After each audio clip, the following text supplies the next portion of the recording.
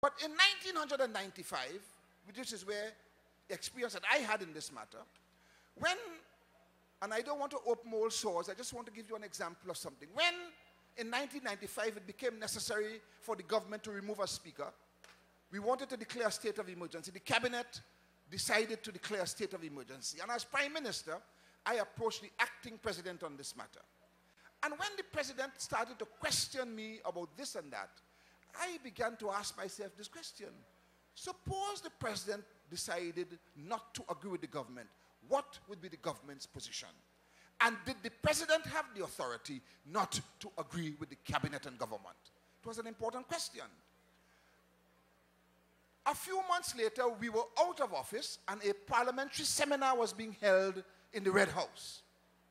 And the distinguished lecturer, a distinguished jurist from Trinidad and Tobago, in talking about this matter, I decided to put a question to him. And I asked him whether the president has the authority not to declare a state of emergency if the cabinet decides to declare it.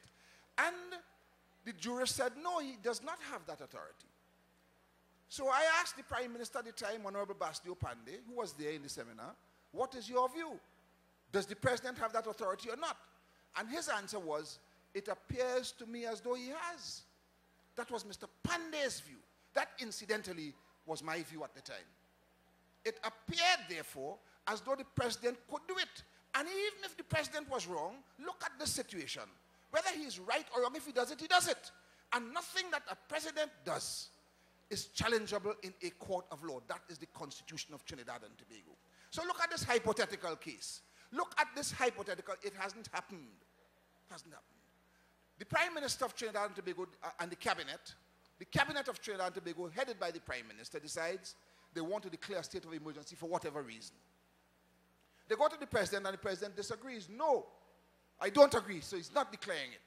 So the Cabinet says, well, whether you agree or not, we're going to declare a state of emergency. And they declare it. And the President says, but the Prime Minister is acting ultra vires the Constitution. So he calls on the Commissioner of Police to arrest the Prime Minister. Hypothetical case, the Commissioner of Police says, I will do no such thing. What, therefore, does the President do? A few years ago, I recognized that the President of the Republic was also the Commander-in-Chief of the Armed Forces. In England, that is a ceremonial position. So I had asked a Chief of Defense Staff, suppose the President gives you an instruction, and the Prime Minister gives you an instruction that are in conflict with each other.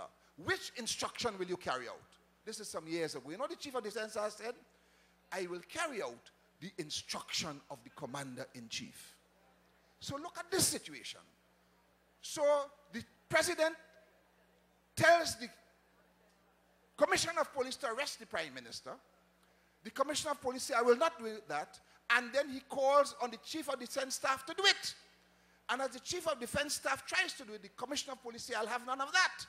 And therefore you have a big conflict between the army and the police. My dear friends, it is a hypothetical case. But it shows you where under the present Constitution, where some of these things could lead. This is how the Constitution is. And partially because the traditions of Westminster on which our Constitution is based are not the traditions and the history of the people of Trinidad and Tobago. You understand it? So that has to change. That has to change. And conceivably, we could change it by putting into the Constitution itself appropriate safeguards. But there's a second aspect of it. And that is that under the 1976 Constitution, the President was no longer ceremonial. The President was given direct responsibilities. He had the responsibility to appoint a Chief Justice. He was given the responsibility to appoint the Public Service Commission Chairman and all the members. He was given the authority to appoint the Teaching Service Commission. He was given the authority to appoint the Auditor General, and so on and so on. The President was given real authority. The question that now arises is this, and it was an experiment. I was part of the government that did that. The question that now arises is this. Should a president who does not derive his power directly from the people have the authority to exercise functions of that nature? And in my respectful view, my dear friends, the time has come for us to review that issue. The time has come for us to read that history. So that in the document that has been put up for public comment, the working document of January 2009, in that document, my dear friends, it talks about a presidential system of government. A presidential system of government. Now, that is criticized on a number of grounds. Some people say that if you establish what they call an executive president,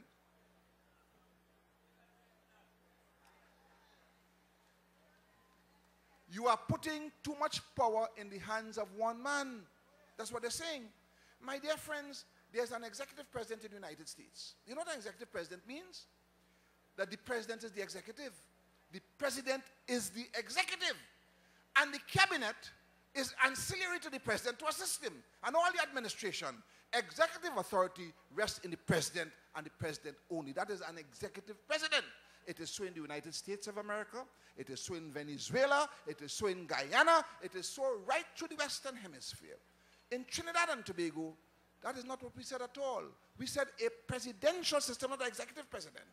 It has been my experience that when we make mistakes when unilateral decisions are made, but when we put our heads together, we arrive at sound decisions. And therefore, in the working document that has been put up, it was the view of the Prime Minister and the ministerial team that we don't want an executive president. We want the executive authority to rest not in the president, but in the cabinet, just as it is today. So that the presidency that is being contemplated in Trinidad and Tobago does not put all the authority in the hands of any one man, as opposed to all other presidencies in the Western Hemisphere. What it does instead is to put the authority in the hands of the cabinet, of which the president will be the chairman. A check and balance. A major check and balance. There's a second question that they raise. They say that if you want to have a president, then the president has to be elected by all the people of Trinidad and Tobago, by all the people. My dear friends, in the working document, that is not how it is proposed. What is proposed in the working document is the first past the post system exactly as it is today. The most democratic country in the world is the United States. They have a president that is elected by all the people, but on the basis of an electoral college arrangement.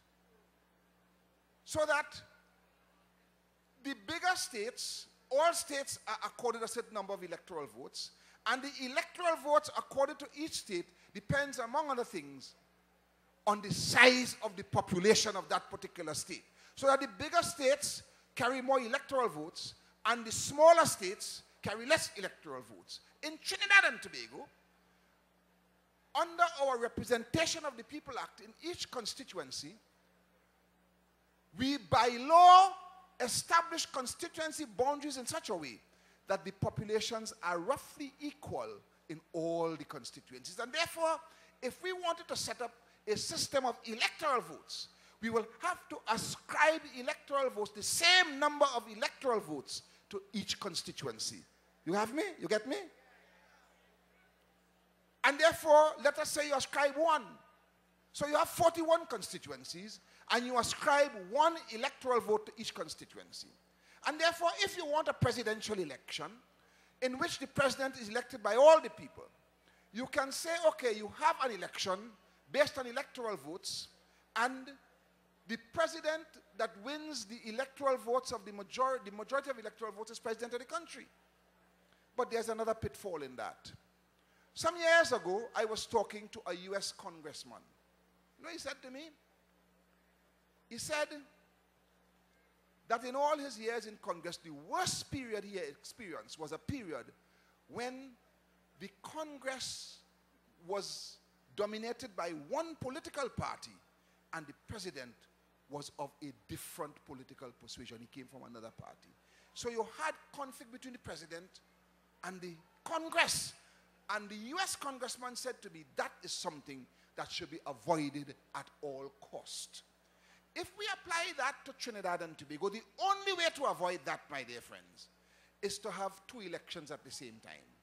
So you elect members to the parliament at the same time as you elect the president. And if you do that,